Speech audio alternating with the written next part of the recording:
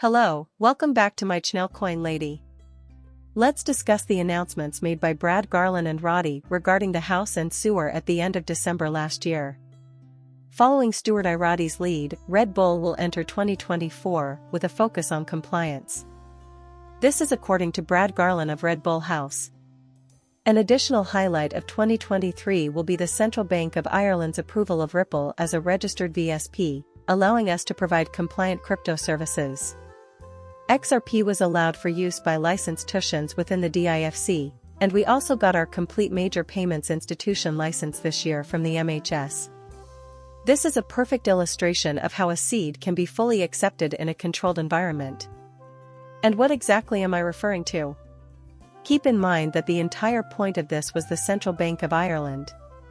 As we can see from the statement made by the SVP of Strategic Initiatives at Ripple, the Central Bank of Ireland has taken a major step forward for businesses in the region with the addition of Ripple Markets to its list of registered virtual assets service providers. We have chosen Ireland as our main base for EU regulation since the country has established itself as a supportive jurisdiction for the virtual assets market, which is ideal for enterprises like Ripple's. We now know that MiCA is being thoroughly welcomed and is still in the process of being rolled out. While this was going on, they were already prepared for this by clarifying regulations for businesses in Ireland and throughout the EU. This has increased trust in digital asset payments and the fintech ecosystem, and it shows that these sectors are committed to the industry's long-term growth.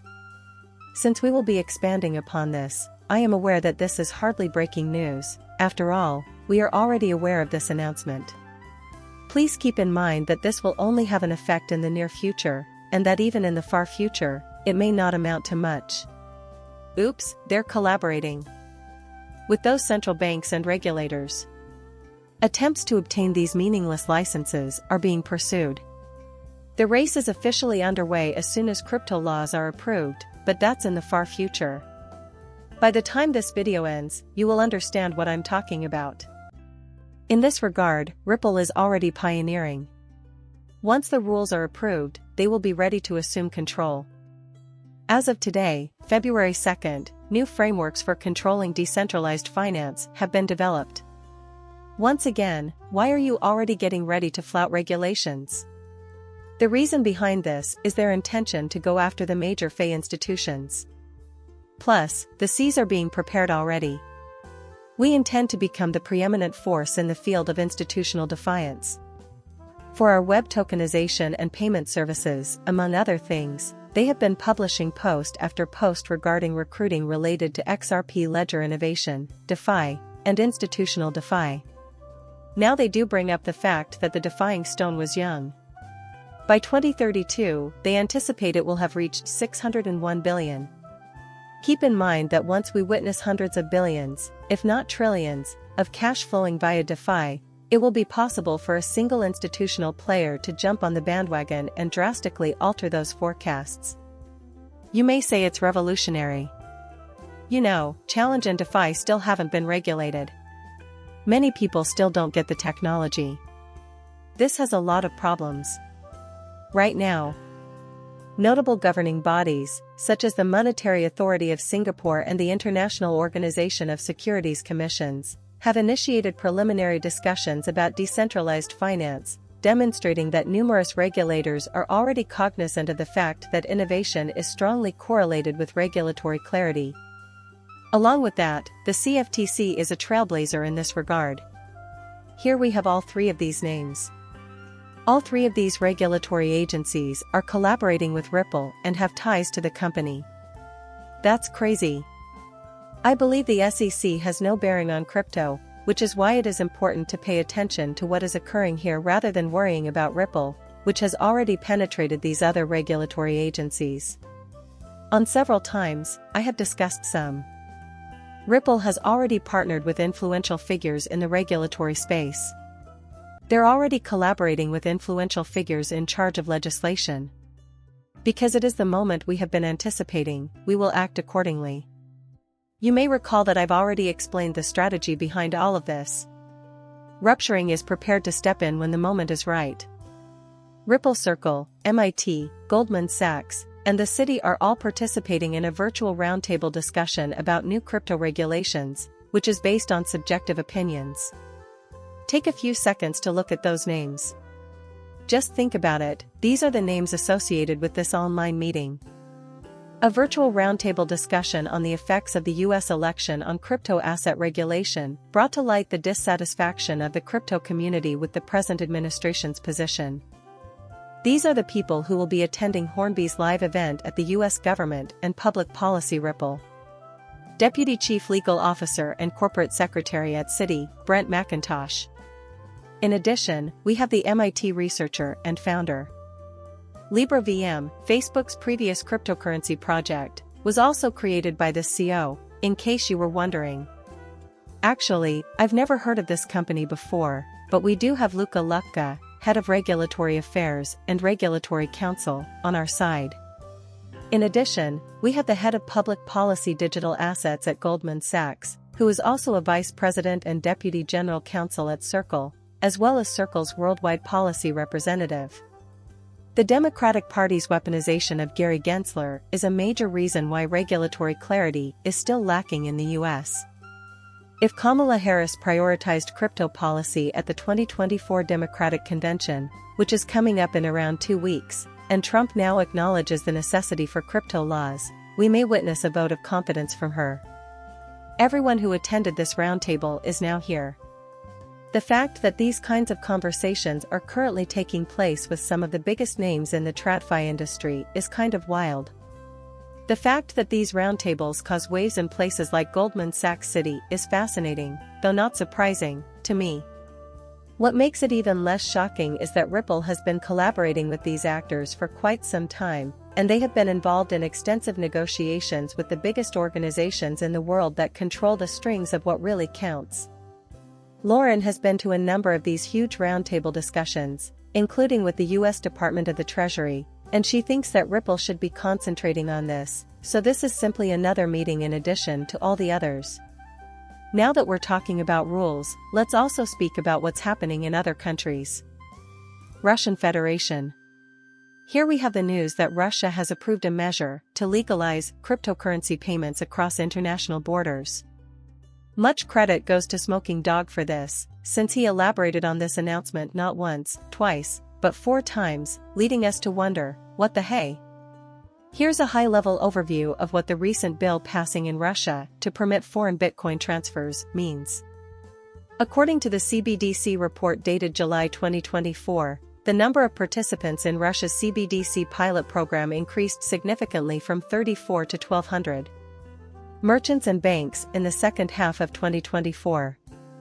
The range from 34 to 1,200 is really significant. Quite a leap.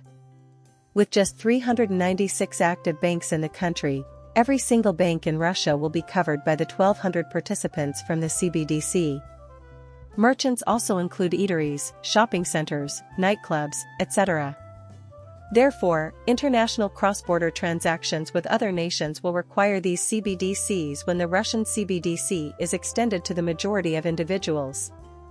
In light of the fact that a digitally native asset for foreign currency would be required to enable Russian CBDCs to go cross-border, Russia is prudently passing legislation to permit international cross-border cryptocurrencies just before they ramp up CBDC usage in 2020. Take a look at this. The whole 34 to 1,200 announcement is available here. Merchants and banks in the second half of 2024. The events of July are also visible to us. On the other hand, we have the Russian bank list. This includes practically every bank in Russia, and that's not even counting the other banks that are connected. You can see how extensive this is. In my opinion, this requires the immediate attention of all parties involved. The United States and every other country are under tremendous strain because of this. In addition, the Russian CBDC has grown from 34 members to 100 banks and merchants.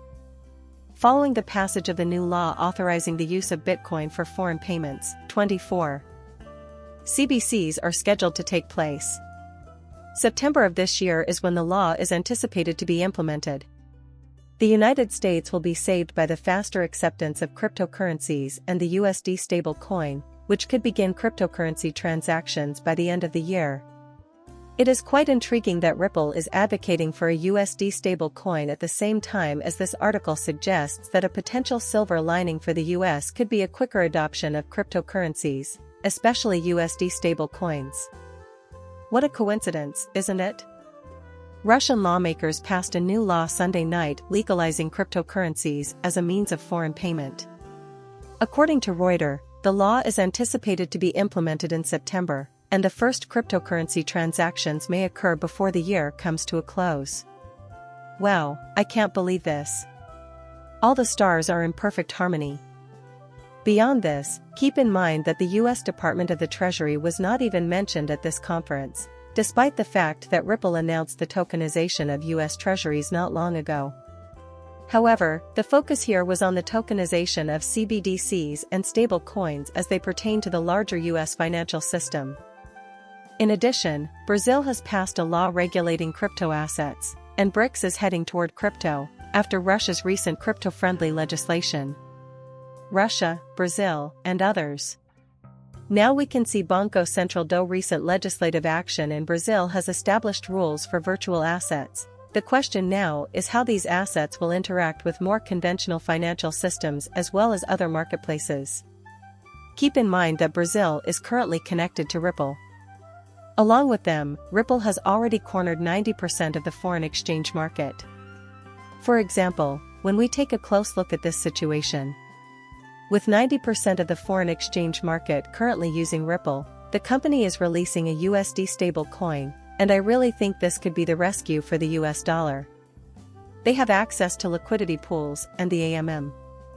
Both the coin and the network are among the most deeply liquid options available. Some of the most prominent regulators in the world are already collaborating with Ripple. They're also promoting frameworks with some of the most well-known brands in the industry. The idea that a Ripple and the XRP name have been tarnished from 2020 onwards to make retailers say, "Oh, let's not invest into that," is absolutely insane to me. We will not purchase that. The story is flawless. Make something look bad, make it unattractive for sale, if you ask me. Our next move, in response to the BRIC countries, is to announce that the US financial system will incorporate Ripple and XRP as a weapon. You can't even begin to fathom how absurd that is. Keep in mind that any country can use XRP and XRPL. Any country in the world, including Russia, Brazil, and every other nation imaginable, could use it. I believe it would be beneficial for the United States to completely embrace Ripple because it is a US-based corporation.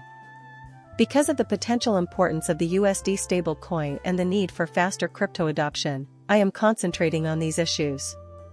When you're done, hit that subscribe button and let me know what you think.